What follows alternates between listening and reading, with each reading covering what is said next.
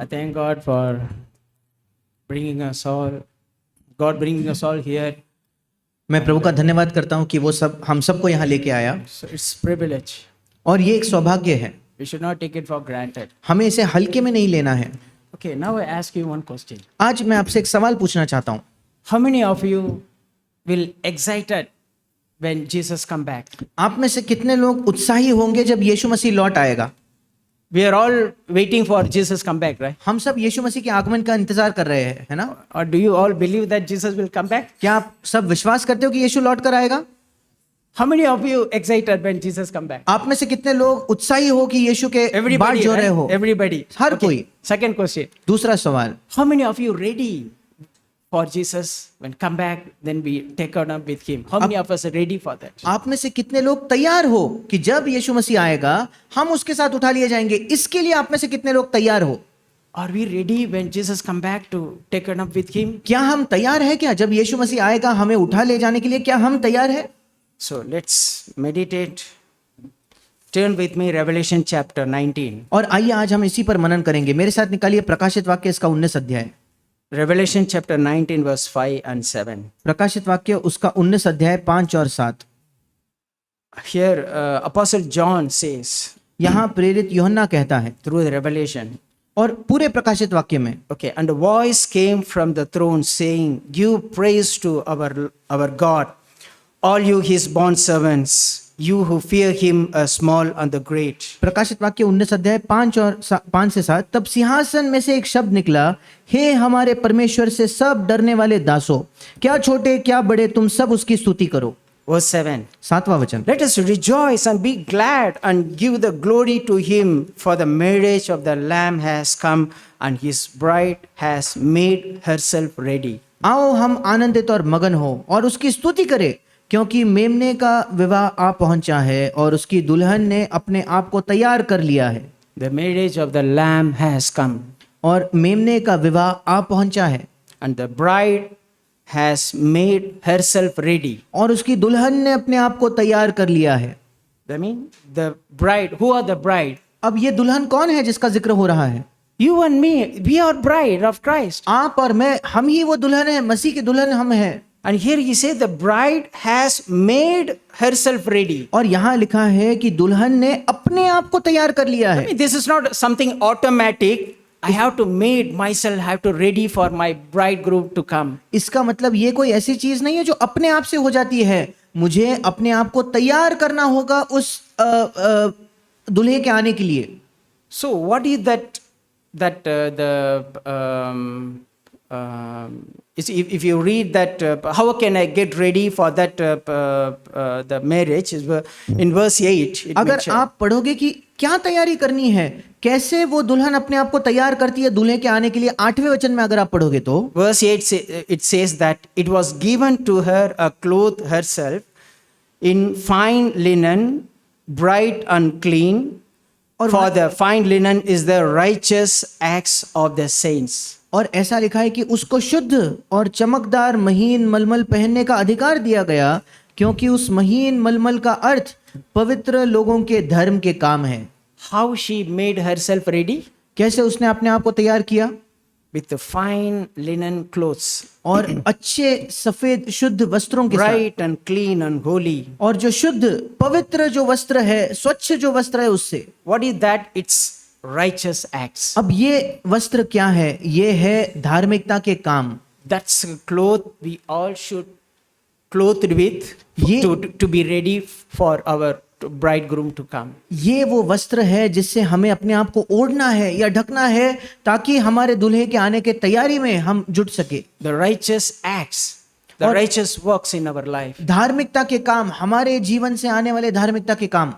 See, we need to understand first one thing. हमें सबसे पहले एक चीज समझने की जरूरत है। When we come to Christ, जब हम मसीह के पास आते हैं, then when we come to Christ, true repentance and we have a faith in God, जब हम मसीह के पास आते हैं, सच्चा मन फिराव हमारे अंदर है, प्रभु पर सच्चा विश्वास हमारा है, we justified by His blood, by His grace. तो हम उसके लहू के द्वारा धर्मी ठहराए गए और केवल उसके अनुग्रह से हम धर्मी ठहराए गए So हैं। this righteousness is a gift we received when we come to Christ. ये धार्मिकता जो हमें मिली है, ये एक वरदान है जो हमें तब मिला जब हम मसीह के पास आए। There is no act, there is no work on that. उस धार्मिकता में हमारी कोई साझेदारी नहीं थी, हमने कोई काम करके वो धार्मिकता नहीं कमाई। So this is the first step I have to come.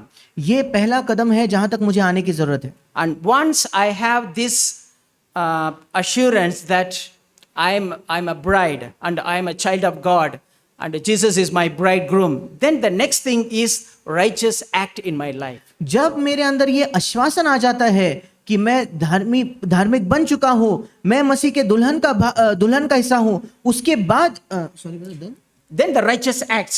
उसके बाद ही मेरे धार्मिकता के काम शुरू हो सकते हैं। Because the first thing is I'm clothed with the righteousness of God, righteousness of Christ. क्योंकि सबसे पहली चीज क्या है, परमेश्वर की धार्मिकता से मसीह की धार्मिकता मुझे पहनाई जाती है। That's not enough to be ready. अब वो धार्मिकता जो मुझे पहनाई गई है वो पर्याप्त नहीं है तैयार होने के लिए। That's a free gift I received from my Lord Jesus Christ. क्योंकि वो तो मुफ्त का तोहफा था जो मुझे अपने प्रभु यीशु मसीह So से that is मिला। the first step I have to step in. ये तो पहला कदम है जिसमें मुझे आगे बढ़ना है। Then I have to walk in the righteousness. उसके बाद मुझे आगे धार्मिकता में चलते जाना है। And Romans 3:24. और रोमियो की पत्री 3 अध्याय 24 वचन। Romans chapter 3 verse 24. रोमियो की पत्री 3 अध्याय 24 वचन। That means we are being justified as a gift by His grace through the redemption which is in Christ Jesus. और ऐसा लिखा है कि परंतु उसके अनुग्रह से उस छुटकारे के द्वारा जो मसीह यीशु में है, सेत में धर्मी ठहराए जाते हैं, या किसी इंग्लिश में लिखा है कि एक वरदान के तौर पर हम धर्मी ठहराए जाते हैं। So I cannot be a bride if I don't have a righteous act, if I'm not clothed with the righteous acts in my life. मैं तब तक दुल्हन नहीं हो सकता अगर मुझे धार्मिकता के वस्त्र नहीं पहनाए गए हैं और मेरे अंदर धार्मिकता के काम न हो तो। And Jesus said in Matthew chapter 5 verse 20. और यीशु मसीह ने मत्ती 5:20 में कहा, Matthew chapter 5 verse 20. मत्ती उसका 5वां अध्याय 20 वचन। But I warn you, unless your righteousness is better than the righteousness of the teachers or religious law and the Pharisees, you will never enter the kingdom of heaven. क्योंकि मैं तुमसे कहता हूं कि यदि तुम्हारी धार्मिकता शास्त्रियों और फरीसियों की धार्मिकता से बढ़कर ना हो तो तुम स्वर्ग के राज्य में कभी प्रवेश करने ना पाओगे। If your righteousness is better, if my righteousness is not better than, is not exceeded than the righteousness so-called Christians or Pharisees, just namely Christians, that I will not enter into the kingdom of heaven if I'm only that level.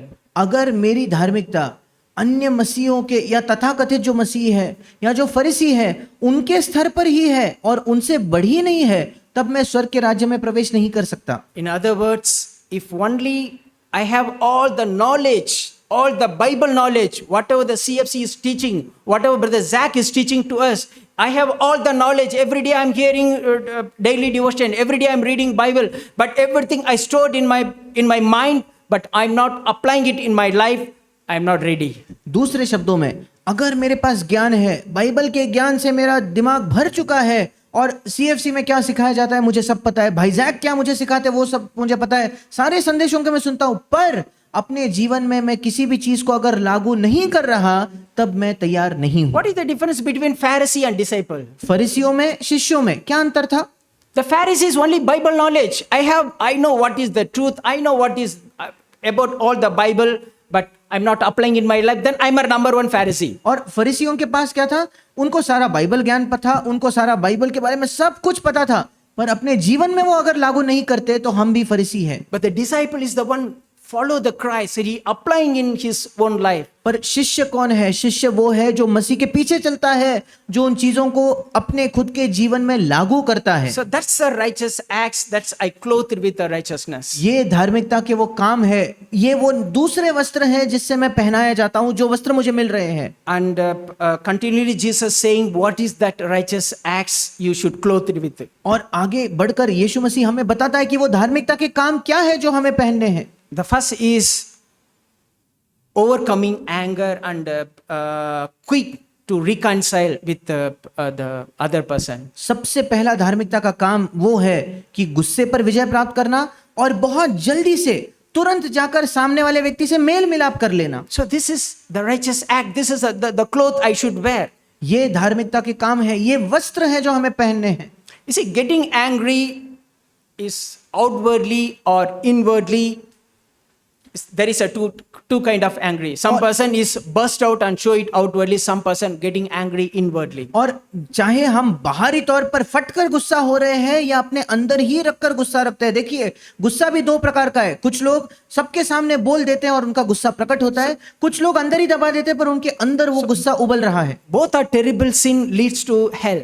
दोनों के दोनों बहुत भयानक पाप है जो हमें नरक की ओर ले जाते हैं। If any disputes come between husband and wife or children, parents or between anyone, अगर कोई भी बहस, कोई भी मनमुटाव आ जाता है, चाहे पति पत्नी के बीच या माता पिता बच्चों के बीच या किसी भी हमारे किसी और व्यक्ति के रिश्ते के साथ, the first thing is I should shut my mouth. सबसे पहली चीज जो मुझे करनी है वो अपना मुंह बंद करना है। And not trying to justify myself that I am right. I'm not trying to argue. That's the first step I should take. और सबसे पहले तो मुझे अपने आप को सही ठहराना बंद करना होगा। ये नहीं कि मैं साबित करूं नहीं नहीं मैं ही सही था, पहले मुझे वो करना बंद करना पड़ेगा। वो पहला कदम है जो मुझे लेना होगा। When I start to justify myself, that shows that I'm a pride person. जब मैं अपने आप को सही ठहराने की कोशिश करने लगता हूं, जब मैं अपने आप को सही साबित करता हूं, तो वो दिखाता है कि मैं घमंडी व्यक्ति हूं। I should take the blame. मुझे वो जो दोष है वो स्वीकार करना होगा। That's a righteous act, that take the blame. Jesus took our blame, took our sin and hang on the cross. ये धार्मिकता के काम है। देखिए यीशु मसीह ने खुद हमारे दोष अपने ऊपर ले लिए और क्रूस पर वो टंगा हमारे लिए। Jesus never sinned and he did not sin. यीशु मसीह ने कभी भी पाप नहीं किया था, कोई पाप उसने नहीं किया था, But he took all our sin and he hang on the cross. पर उसने हमारे सारे पाप लेकर वो क्रूस पर टंगा। So if I do that, then you see, eventually, little by little, Christ will help us to overcome all the anger and whatever have in us. अगर मैं ये करना शुरू कर दूं तो धीरे करके प्रभु मसीह मेरी सहायता करेगा कि मेरे अंदर जो गुस्सा है उन सारे चीजों पर मैं विजय प्राप्त करूं। If any dispute come, you have to go and settle the matter. अगर कोई भी बहस हो जाती है तो हमें पहल करके पहले वो मामले को सुलझाना होगा।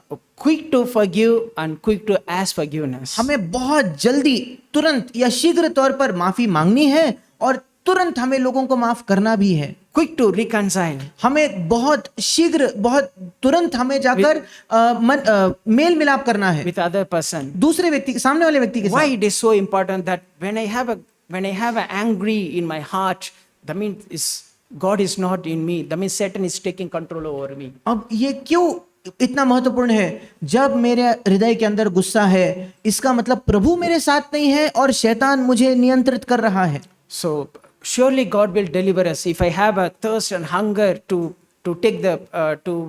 take overcome on this subject. और निरंतर निश्चित तौर पर प्रभु मेरी सहायता करेगा अगर मेरे अंदर एक भूख और प्यास है इस गुस्से पर विजय प्राप्त करने की। This is a righteous act. This is the cloth I should wear, that quick to forgive and ask for forgiveness and reconcile with someone have any dispute. ये धार्मिकता का पहला काम है कि मुझे बहुत जल्दी से सामने वाले को माफ करना है या सामने वाले से माफी मांगनी है, मेल मिलाप करना है ताकि वो धार्मिकता के वस्त्र मुझे मिले। So what is the main root for this? We are getting anger. अब हम जब किसी पर भी गुस्सा करते हैं उसका मूल क्या है, उसका जड़ क्या है? You see, first is pride. सबसे पहला गुस्सा करने का जड़ है घमंड। How can this person talk to me like that? How can this person is telling me to someone like this? कैसे उसकी हिम्मत हुई मुझसे ऐसे बात करने की? कैसे वो व्यक्ति मेरे बारे में किसी और को जाकर ये कह सकता है? वो हमारा घमंड होता है। Second thing is bitterness in heart and unforgiving attitude. दूसरी चीज है हमारे मन में कड़वाहट और दूसरे को क्षमा न करने की एक आदत, एक रवैया हमारा बन चुका Do है। you know that if you do like that, that means you are opening the door for Satan, not for God. You are opening door for Satan and Satan will rule over you. क्या आप जानते rule हो? over me if I do like that. क्या आप जानते हो जब हम ये कड़वाहट रखते हैं, जब हम क्षमा नहीं करते तो हम अपने हृदय के दरवाजे को खोल रहे हैं ताकि शैतान आकर हम पर राज करे, ना कि परमेश्वर। अगर आप ऐसा कर रहे हो या मैं ऐसा करता हूं तो शैतान आकर मुझ पर राज कर सकता है। Turn with me 2 Corinthians chapter 2 verse 11. मेरे साथ निकालिए 2 कुरिन्थियों 2:11। 2 Corinthians chapter 2 verse 11. 2 कुरिन्थियों उसका 2 अध्याय 11वां वचन। Paul said, पौलुस ने कहा, I think our memory was last week, I think, I forgive so that no advantage would be taken by taken of us by Satan, for we are not ignorant of his schemes. अब मुझे लगता है पिछले सप्ताह हमारा यही याद करने का वचन था, 2 कुरिन्थियों 10 और 11 वचन। 10वें वचन में वो कहता है कि हमें क्षमा करना है। क्यों? 11वें वचन में, ताकि शैतान का हम पर दाव न चले, क्योंकि हम उसकी युक्तियों से अनजान नहीं। If I not forgive other person, if I not reconcile with other person, Satan will take advantage over me in my life. अगर मैं सामने वाले व्यक्ति को क्षमा नहीं करता, अगर मैं सामने वाले व्यक्ति को क्षमा करने के लिए तैयार नहीं हूं, तो शैतान मेरे जीवन में दाव चलेगा और मेरा फायदा उठाएगा। That's why Paul here said, we are not ignorant of this Satan's scheme. We are not ignorant. We know his scheme. That's why I forgive you. और इसलिए पौलुस क्या कहता है कि हम शैतान के युक्तियों से, उसके चाल से हम अनजान नहीं है। मैं उसके चाल को जानता हूं, इसलिए मैं तुम्हें क्षमा करता May हूं। God help us also to reconcile quickly with others and to clothe that with reconcile and forgiving clothes, the righteous act. परमेश्वर हमारी सहायता करे कि हम झटपट लोगों को क्षमा कर पाए और लोगों से मेल मिलाप करके उस रिश्ते को सुलझा पाए, ताकि वो धार्मिकता के वस्त्र हम जल्दी से पहनकर प्रभु के आगमन के लिए तैयार हो। And second thing is Jesus continuously telling that overcoming the lust in our eyes and having a purity in our eyes. दूसरे धर्म का काम जो यीशु मसीह उसी के आगे मत्ती 5:19 के आगे कहता है कि हमारे आंखों की जो लालसा है उस पर विजय पाना और हमारे आंखों में शुद्धता होना, वो एक धार्मिकता का काम है। That's a righteous act, that having a purity in my eyes. ये एक धार्मिकता का काम है कि मेरे आंखों में शुद्धता होना। And the lust in eyes or in hand or in my body parts, that's all the lust is. The lust is comes from thoughts. First is come to our thought. और चाहे वो लालसा मेरे आंखों में हो, चाहे वो लालसा मेरे हाथों से प्रकट हो, या वो लालसा मेरे शरीर के किसी भी अवयव में क्यों ना हो, ये लालसा शुरू कहाँ होती है? वो मेरे विचारों में शुरू होती And है। it's become evil act. If I yield to that my thought or my temptation, is evil act. जो विचार मेरे मन में आया है वो प्रलोभन है। जैसे ही मैं उस प्रलोभन से राजी हो जाता हूं, उस प्रलोभन को मान लेता हूं, तो मेरे अंदर वो पाप को उत्पन्न करता है और एक पाप भरा काम उससे निकल के आएगा उस विचार से। In Job chapter 31 verse 1. अय्यूब की पुस्तक उसका 31 अध्याय पहला वचन। Turn with me, Job chapter 31 verse 1. अय्यूब की पुस्तक उसका 31 अध्याय और पहला वचन। You see, Job, who was lived in the old covenant, he didn't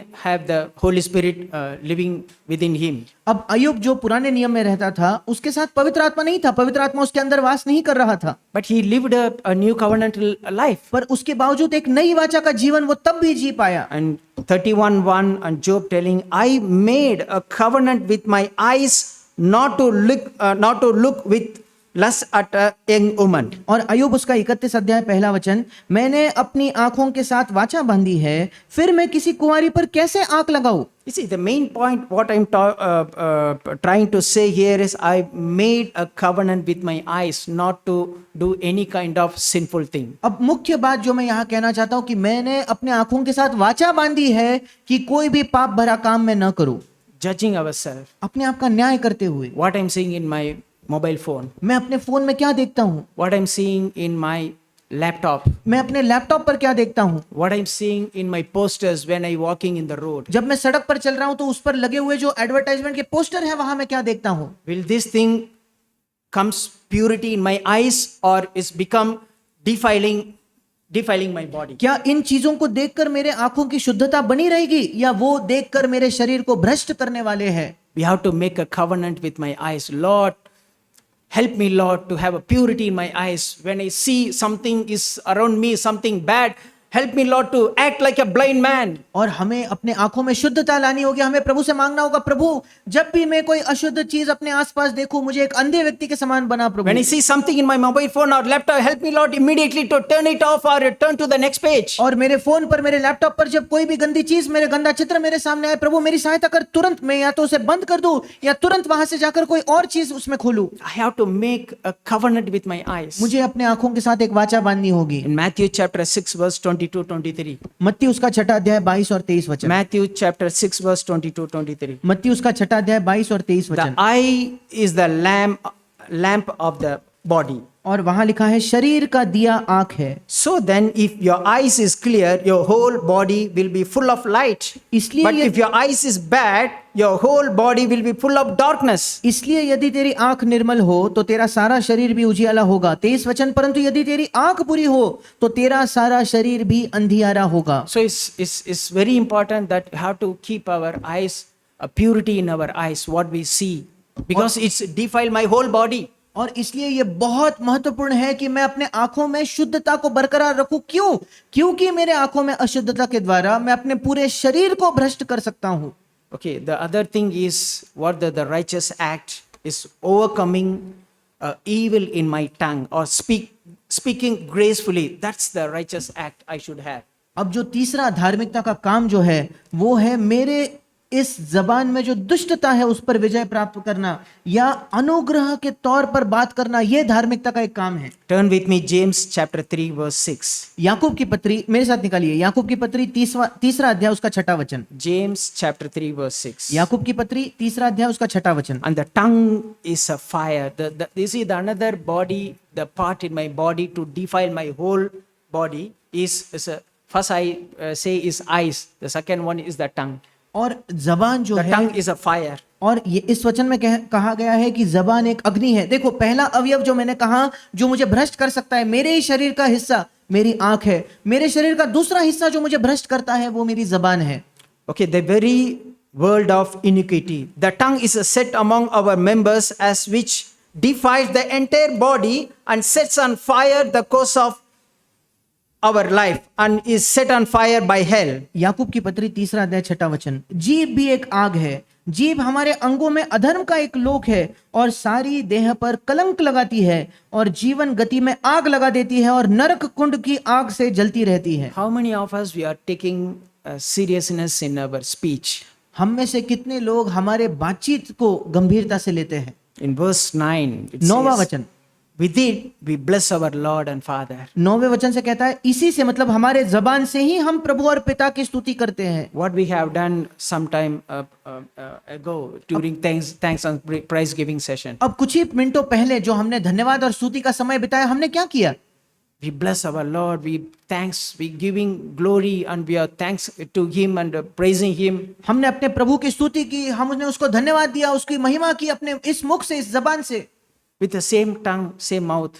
और उसी मुंह से How I am living in from, after I go back from my church, how I am living with my family, in my workplace, in my society. जब मैं अपनी कलीसिया छोड़कर जाता हूं तब मैं कैसे जी रहा हूं अपने परिवार के साथ, अपने कार्यस्थल पर, जिस समाज में मैं रहता हूं, तब मैं इस जबान का क्या कर रहा हूं? And verse 9 says, with it we bless our Lord and Father, and with it we curse men who have been made in the likeness of God. 9वां वचन, इसी से हम प्रभु और पिता की स्तुति करते हैं और इसी से मनुष्यों को जो परमेश्वर के स्वरूप में उत्पन्न हुए हैं शाप देते हैं। From the same mouth, verse 10, from the same mouth come both blessing and cursing. My brethren, these things ought not to be in this way. 10वां वचन, एक ही मुंह से धन्यवाद और शाप दोनों निकलते हैं। हे मेरे भाइयों, ऐसा नहीं होना चाहिए। You have to take it seriously, my dear brother and sisters. मेरे प्रिय भाइयों और बहनों, हमें इसे बहुत गंभीरता से लेना है। We should not take it easily, Christian life or being a disciple of Christ. It's not easy. हमने अपने मसीह जीवन को हल्के में नहीं लेना है कि ये मसीह जीवन जीना बड़ा हल्का है, कोई खेल नहीं है। ये आसान चीज नहीं है। It's easy with the help of the Holy Spirit. Otherwise, it's very difficult. पवित्र आत्मा की सहायता से ये बहुत सरल, बहुत आसान है। अगर नहीं तो ये बहुत ज्यादा मुश्किल है, Because there is nothing good in our flesh. क्योंकि मेरे शरीर में कोई अच्छी वस्तु वास नहीं करती। I can do nothing. मैं कुछ नहीं कर सकता। I cannot do even single righteous act in my life मैं अपने जीवन में एक भी धार्मिकता का काम कर ही नहीं सकता without the anointing of the Holy Spirit. पवित्र आत्मा के उसके अभिषेक के अलावा। Okay, turn with me Colossians chapter 4 verse 6. मेरे साथ निकालिए कुलुसियों की पत्री 4 अध्याय Colossians 6 chapter वचन। 4 verse 6. कुलुसियों की पत्री 4 अध्याय 6 वचन। In same context. इसी संदर्भ में, Let your speech always be with grace, as though seasoned with salt, so that you will know how you should respond to each person. तुम्हारा वचन सदा अनुग्रह सहित और सलोना हो कि तुम्हें हर मनुष्य को उचित रीति से उत्तर देना आ जाए। Let your speech always be with grace and merciful. तुम्हारी बातचीत हमेशा अनुग्रह से हो, वो उसमें दया दिखाई देनी चाहिए। It's easy to be rude and burst out of our anger and telling all the words, evil words. बहुत आसान है अशिष्ट हो जाना, हमारे बातचीत में बड़े कठोर या सख्त हो जाना, गुस्से से बहुत दुष्ट शब्द हमारे मुंह से निकलना बड़ी आसान चीज है, But that's evil act. पर वो दुष्टता के काम है। But what God says here, let your speech always be with grace. पर यहाँ प्रभु का वचन क्या कहता है? तुम्हारा वचन, मतलब इंग्लिश में लिखा है आपकी बातचीत सदा अनुग्रह सहित हो। In Ephesians chapter 4 verse 29 also in the same context is Paul is telling Ephesians. इफिसियों की पत्री 4 अध्याय 29 वचन, लगभग वैसे ही बात पौलुस इफिसियों को कहता है। इफिसियों 4:29, Ephesians chapter 4 verse 29. इफिसियों 4 अध्याय 29 वचन, Don't use foul or abusive language. कोई Foul or abusive language. कोई गंदी बात तुम्हारे मुंह से न निकले। Let everything you say be good and helpful, so that your words will be an encouragement to those who hear them. पर आवश्यकता के अनुसार वही निकले जो उन्नति के लिए उत्तम हो, ताकि उससे सुनने वालों पर अनुग्रह हो। Okay. May God help us to having this righteous act, be clothed with this, the gracious words, and be careful in our words what we speak.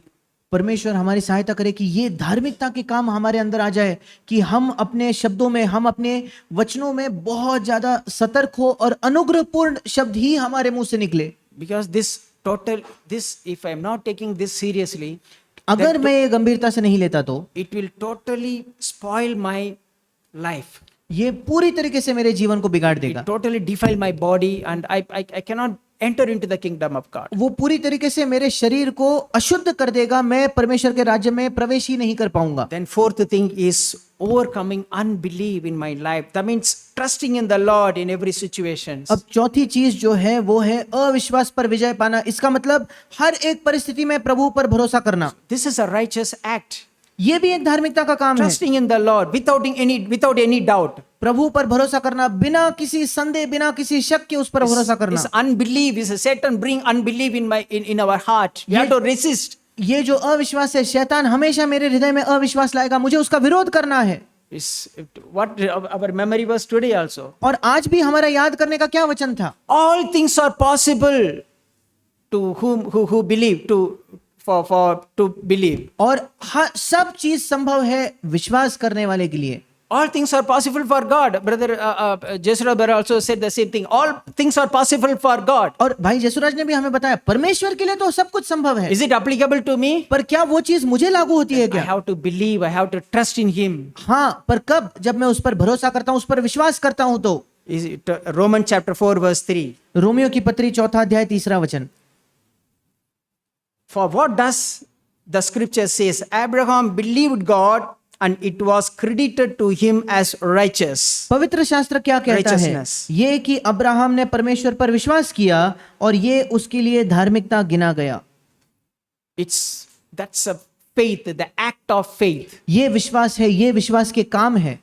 If I see my surrounding situations, if I see people, if I see what is happening in my life, then I cannot believe God. अगर मैं अपने आसपास की परिस्थितियां देख रहा हूं, मेरे जीवन में क्या हो रहा है उसी को देख रहा हूं, अगर मेरे आसपास के लोगों पर मेरी नजरें हैं, तब मैं परमेश्वर पर विश्वास नहीं कर पाऊंगा। It is there, but our God is bigger than all. This what we are singing. Our God is bigger than all the problems. ये सारी परिस्थितियां हैं, ये सारी तकलीफें हमारे जीवन में हैं, पर हमारा परमेश्वर इन सब से बढ़कर है, हमारा परमेश्वर इन सब से बड़ा है। Yes, every situation you have to say that my God is bigger than this sickness. My God is bigger than this financial problem. My God is bigger than whatever the trials I'm going through. और हर परिस्थिति में मुझे कहना होगा, मेरा परमेश्वर इस परिस्थिति से बड़ा है, मेरा परमेश्वर इस बीमारी से बड़ा है, जिस कठिनाई से मैं जा रहा हूं उससे मेरा परमेश्वर बड़ा है।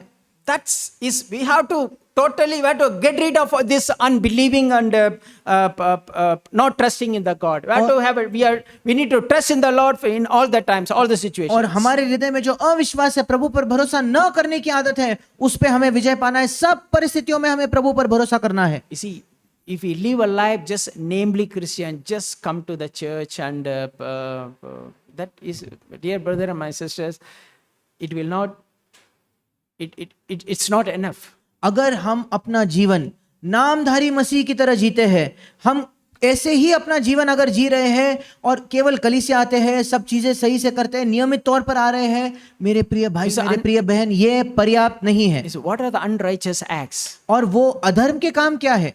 You see, no commitment to the Lord and no commitment to the church. और प्रभु के प्रति कोई समर्पण नहीं, कलीसिया के प्रति कोई समर्पण नहीं है। Not taking sin seriously in our life, taking very lightly. और पाप को हम अपने जीवन में गंभीरता से नहीं लेते, हम उसे बहुत हल्के में ले रहे हैं। Conforming to the world, what is my friend do, I will do. और especially I'm telling to the all youth brother, all youth teens, all youth and teens. और अधर्म के काम क्या है? इस संसार के सदृश बन जाना। जो मेरा दोस्त करता है वही मैं करूंगा। विशेषकर ये बात मैं जवानों से और किशोर अवस्था के बच्चों से कहना चाहता हूँ। Don't conform to this world. Don't follow your worldly friends, their ways. इस संसार के सदृश न बनो, आपके संसारिक मित्रों के समान न बनो, उनके मार्गों को न अपनाओ।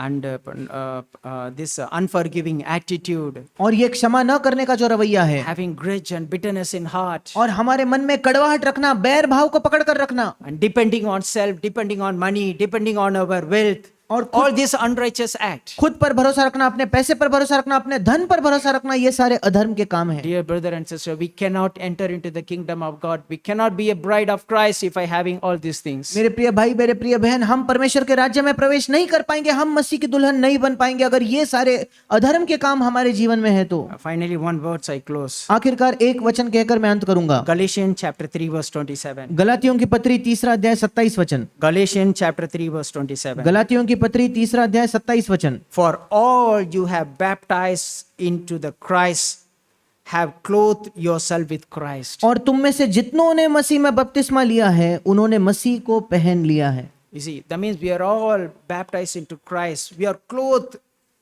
ourselves with the Christ. The Christ is who is a righteous person. जब Christ. हमने अपना बपतिस्मा लिया, हमने मसीह को पहन लिया। मसीह कौन है? एक धर्मी व्यक्ति है। May God help us परमेश्वर हमारी सहायता करे to have to get ready. This is the first question I asked before the starting this sharing. प्रभु हमारी सहायता करे तैयार होने के लिए। पहला सवाल जो मैंने पूछा था कोई भी साझा करते वक्त, Get ready for our bride to come, and then we have to take up with him और- with righteous act, the fine linen, pure, the clothes. और हमारे दुल्हे के आने के लिए हम तैयार हो जाए। कैसे? वो धार्मिक तरह के मलमल के कपड़े को, उस वस्त्रों को पहने हुए हम उसके आगमन के लिए तैयार हो जाए। That's possible only with the help of the Holy Spirit. ये केवल और केवल पवित्र आत्मा के सहायता से ही संभव है। May God help us. परमेश्वर हमारी सहायता करे।